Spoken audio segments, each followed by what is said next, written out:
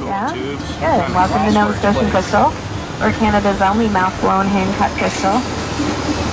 Over here on the blowing platform today, we're making Christmas ornaments down the front. And at the moment, they're making single stem vases in the back. Earlier today, they were making the buttercup vases, the smallest pieces. And over behind me, they're cutting some other different pieces. Dick is cutting a double whiskey tumbler there. So the crystal starts out life as a powdered material we call batch.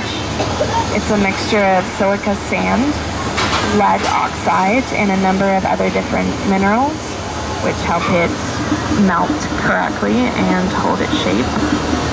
It's a unique recipe to Nova Scotian Crystal. It takes 20 hours for it to melt to the correct consistency, which is over there in the furnace. There's a clay pot inside that kind of looks a bit like an igloo. You can see it glowing orange there.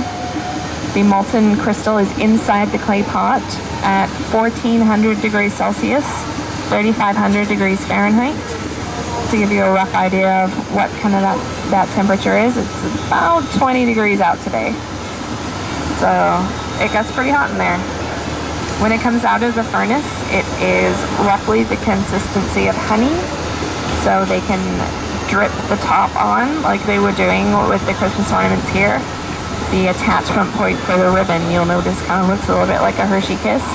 That's because they dripped it on top of the ball and folded it over. So the orange color of the crystal is because it's really hot rather than that it actually contains any coloring, kind of like lava coming out of a volcano. They take out a small gather on the end of one of these blowing irons, and I think they're about to go on break, so you can't really see what they're doing. But if you'll notice in the back there's a vase on the end of a blowing iron that's turning. They have to keep turning it so that it doesn't droop as it's cooling down. You can still kind of see a bit of a yellow color.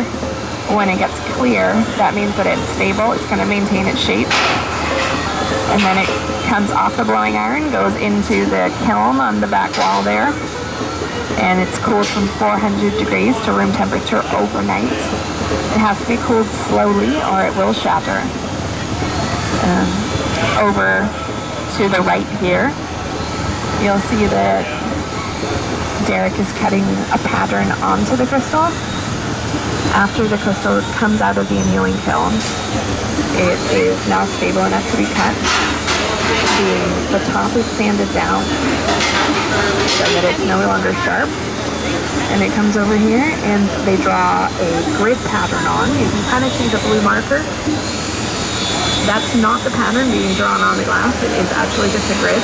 They cut the pattern freehand in front of me. Derek's cutting the Titanic pattern over here, which is one of the most cut pieces we do.